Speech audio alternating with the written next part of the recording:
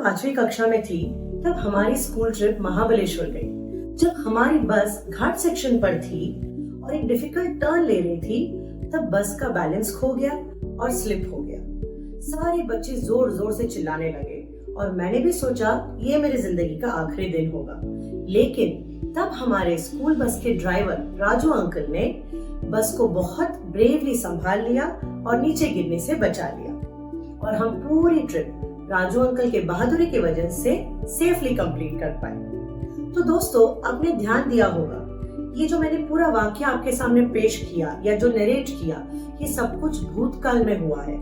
ये सब कुछ मेरे साथ हो चुका है, ना कि हो रहा है और ना होने वाला है, ये हो गया है।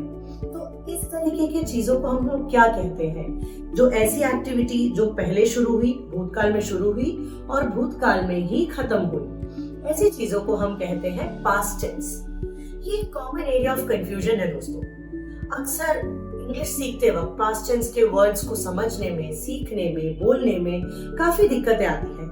इसलिए आज हमारा टॉपिक होगा reporting events from the past, यानी भूतकाल में जो हुआ उस चीज को आप कैसे बताओगे, किस तरीके से पेश करोगे, इस टॉपिक पर हम ध्यान देंगे। हाँ, आगे बढ़ने से पहले मैं आप सबसे अनुरोध करना चाहूंगी कि आप हमारे चैनल को जरूर सब्सक्राइब कीजिए और बेल आइकन दबाइए और आप हमारे वेबसाइट www.capshine.com को जरूर विजिट कीजिए ताकि आपको हमारे चैनल के बारे में ज्यादा जानकारी मिले। तो चलिए बढ़ते हैं पहले सेंटेंस की तरफ। Sentence number 1, I went to the mall to meet my friend. I repeat, I went to the mall to meet my friend. इसका हिंदी ट्रांसलेशन ये होगा कि मैं अपने दोस्त से मिलने मॉल गया। ठीक है, तो मैं अपने दोस्त से मिलने मॉल गया। अब यहाँ आपको ये ध्यान देना है, went ये वर्ड गो का पास्ट है। आप जब कहीं जाते हैं, राइट, इस चीज को हम कहते हैं went। प्रेजेंट टेंस में इस वर्ड को कहते हैं गो। लेकिन अब हम यहाँ क्या सीख रहे हैं? आप गए, आप अपने दोस्त से मिलने गए, इसलिए वर्ड हो गया went। तो गो का पास्ट टेंस है went। ऑलराइट, तो आप बोलेंगे I went to the mall to meet my friend। मैं अपने दोस्त से मिलने मॉल गया। तो चलते हैं सेंटेंस नंबर 2 की तरफ। I looked at the timetable this morning. I repeat, I looked at the timetable this morning. तो यहाँ हम looked इस वर्ड पर ध्यान देंगे। looked ये वर्ड look का पास्ट टेंस है, LOOK।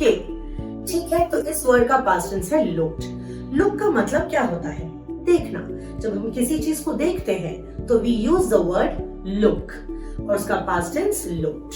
अब यहाँ पर एक चीज आप जरूर ध्यान दीजिए, मैं इस वर्ड को प्रोनाउंस कैसे कर रही हूँ, किस तरीके से मैं इसको बोल रही हूँ। अक्सर मैंने लोगों को बोलते हुए सुना है looked। ये गलत प्रोनाउंसिएशन है। It's not looked, it's looked। जब look इस वर्ड के साथ ed जुड़ता है तब हम कहेंगे looked। तो मैं उम्मीद करती हूँ आपको लुक इस वर्ड का मीनिंग पता चल गया होगा और जब उसको हम पास्ट टेंस में ईडी लगाकर बोलते हैं तब किस तरीके से प्रोनाउंस करना है ये भी आप समझ गए होंगे। तो सेंटेंस क्या बना? I looked at the timetable this morning। ठीक है, मैंने आज सुबह टाइम टेबल देखा। तो चलिए बढ़ते हैं सेंटेंस नंबर 3 की तरफ। सेंटेंस नंबर 3 है He played well yesterday। I repeat, he played well yesterday। यहाँ हम ध्यान देंगे played इस वर्ड पर। played ये वर्ड play का पास्ट टेंस है। जब भी कोई स्पोर्ट्स एक्टिविटीज हम करते हैं, जब भी हम कुछ खेलते हैं, इसलिए हम यूज करते हैं वर्ड play। और जब भूतकाल में बताना हो कि आप खेले या कोई और खेला तो आप बताओगे played। इसलिए यहाँ ये वाक्य बना He played well yesterday। और आप ध्यान दीजिए yesterday कल, बीता हुआ कल। तो ऑब्वियसली इस सेंटेंस को played लेकर ही हम बना सकते हैं, इसलिए ये सेंटेंस है He played well yesterday। अब चलते हैं सेंटेंस नंबर 4 की तरफ। They walked to the lake। They walked to the lake। वो लोग तालाब की ओर चले या वो लोग तालाब की तरफ चले। यहाँ हम ध्यान देंगे walked इस वर्ड पर। walked ये मतलब होता है चलना, किसी की तरफ चलना या किसी की ओर चलना, राइट? इस चीज को हम लोग कहते हैं वॉक। अब वॉक्ड ये वर्ड हमने ईडी लगा दिया है क्योंकि ये पास्ट टेंस है।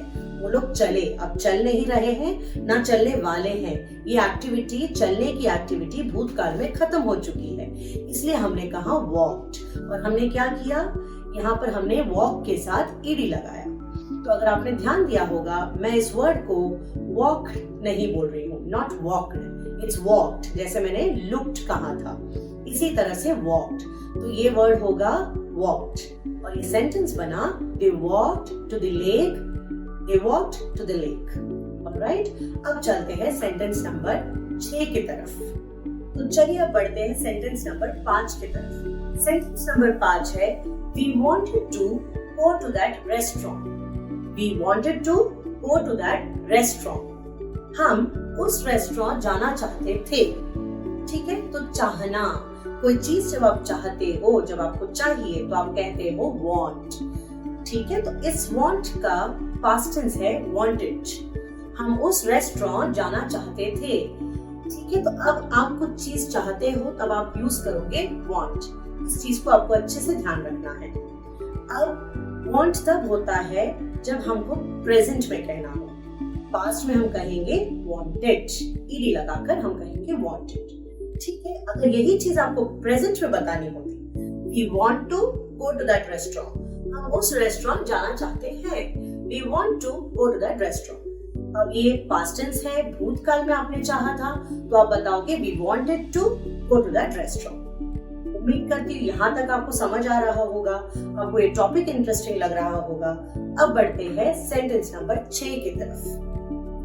Raju jumped the signal. Raju jumped the signal. Raju ने सिग्नल तोड़ा। राजू ने सिग्नल तोड़ा। जंप का मतलब तो ये है कूदना। आप सोच रहे होंगे कूदा, लेकिन आपको ये चीज याद रखना है, इंग्लिश में जब कोई सिग्नल आप तोड़ते हो तो हम लोग वर्ड जंप यूज करते हैं। तो अब जंप का दो मतलब है, आज से आपको याद रखना है। एक होता है कूदना और एक जब सिग्नल तोड़ते हैं हम लोग ये वर्ड जंप लगा सकते हैं। तो राजू जंप्ड द सिग्नल। तो जंप हुआ प्रेजेंट टेंस, जंप्ड हुआ पास्ट टेंस।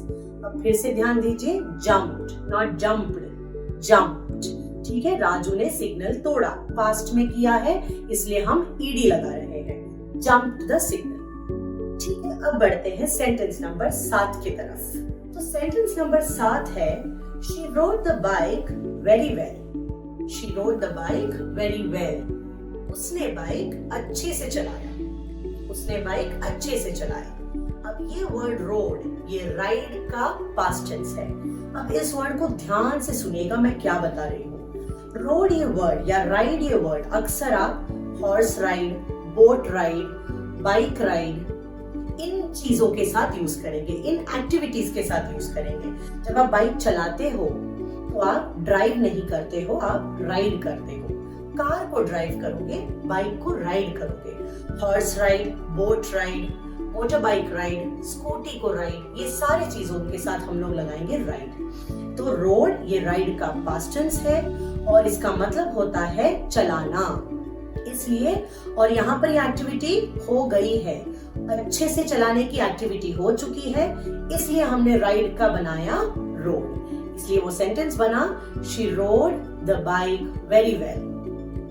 अब चलते हैं सेंटेंस नंबर 8 की तरफ। Reena completed her homework. Reena completed her homework. Reena ने अपना होमवर्क खत्म किया।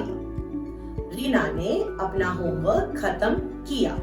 कंप्लीट पूरा करना, इसका मतलब होता है कोई टास्क, कोई एक्टिविटी को पूरा करना। जब कंप्लीट करते हैं मतलब वो टास्क खत्म करते हैं। और कंप्लीटेड ये उसका पास्ट हुआ। कंप्लीट का पास्ट होता है कंप्लीटेड। तो रीना ने होमवर्क खत्म किया, इसलिए वर्ड आ गया रीना कंप्लीटेड हर होमवर्क। इस तरह से ये सेंटेंस बना। तो अब चलते हैं आज के टॉपिक के आखिरी सेंटेंस की तरफ। Sentence number 9। My son read the whole book. My son read the whole book. मेरे बेटे ने पूरा बुक रीड किया। मेरे बेटे ने पूरा बुक रीड किया। तो इसी के साथ हमारा ये interesting topic reporting events from the past खत्म होता है। इस टॉपिक का मतलब क्या था, फिर से एक बार बताती हूँ। जो भी हो गया है पास्ट में, जो भी एक्टिविटीज आपने पास्ट में की है, भूतकाल में की है, उन एक्टिविटीज को अब बताना।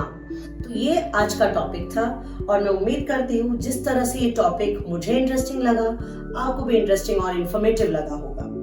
मैंने दोस्तों कोशिश की जितने सिंपल तरीके से हो सके उतने सिंपल तरीके से आपको ये टॉपिक सिखा सकूं।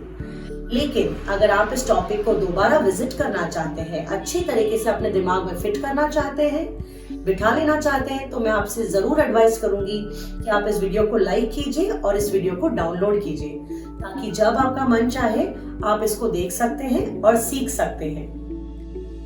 हमसे बेहतर तरीके से जुड़ने के लिए, हमसे सीखने के लिए और जब चाहे डाउट्स क्लैरिफाई करने के लिए आप हमारे मोबाइल ऐप कैपशाइन को जरूर डाउनलोड कीजिए। इस ऐप का लिंक आपको डिस्क्रिप्शन बॉक्स में मिल जाएगा। तो दोस्तों, इंग्लिश सीखना ये एक वर्क इन प्रोग्रेस है, तो इसलिए आप टेंशन फ्री रहिए और आराम से सीखिए। तो चलिए इसी नोट पर मैं दीपिका आपसे विदा लेती हूँ और वादा करती हूँ जल्द ही एक एक्साइटिंग और इंटरेस्टिंग टॉपिक के साथ आपके सामने आऊंगी। तब तक के लिए keep practising, keep learning, keep growing and सबसे important, please be safe. Thank you, नमस्कार। इसी नोट पर मैं दीपिका आपसे विदा लेती हूँ और वादा करती हूँ कि जल्द ही एक इंटरेस्टिंग और एक्साइटिंग टॉपिक के साथ आपके सामने आऊंगी। तब तक के लिए keep learning, keep practicing and keep growing and very important, please be safe. Thank you.